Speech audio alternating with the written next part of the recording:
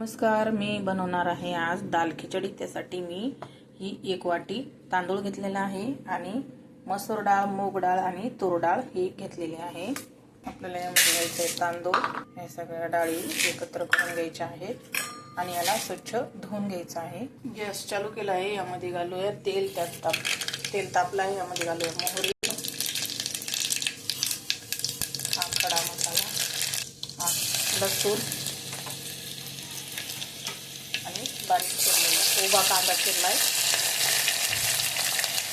आता हे 2 मिनिटं लालसर कलर येईपर्यंत परतून घ्यायचे आपल्याला। यामध्ये घालूया कढीपत्ता, छान परतून झाला आहे। यामध्ये घालूया टोमॅटो, यामध्ये घालूया हळद, कांदा लसूण मसाला थोडासा, घरचं थोडंसं तिखट, धनापूड। हे डाळ आणि तांदूळ स्वच्छ धुवून 10 मिनिटं साईडला ठेवलं होतं। आता हे आपण याच्यामध्ये घालूया। आता हे छान परतून झालेलं आहे कुकरमधलं सगळं। तांदूळ आणि डाळ स्वच्छ धुवून आपण यामध्ये घालतो। यामध्ये घालूया मीठ, चवीनुसार मीठ घातले। आपण हे कोमट केलेलं पाणी यामध्ये घालणार आहोत। मसाले भातापेक्षा थोडं जास्त पाणी घ्यायचं आहे आपल्याला डाळ खिचडीमुळे, आणि याला 3 शिट्ट्या करून घ्यायच्या आहेत। यामध्ये थोडंसं तूप घालूया वरनं,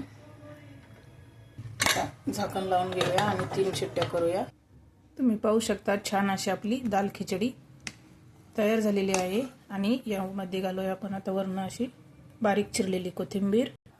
दाल खिचडी आपली तयार झालेली आहे। अशा छान छान रेसिपींसाठी लाईक करा, फॉलो करा। थँक्यू।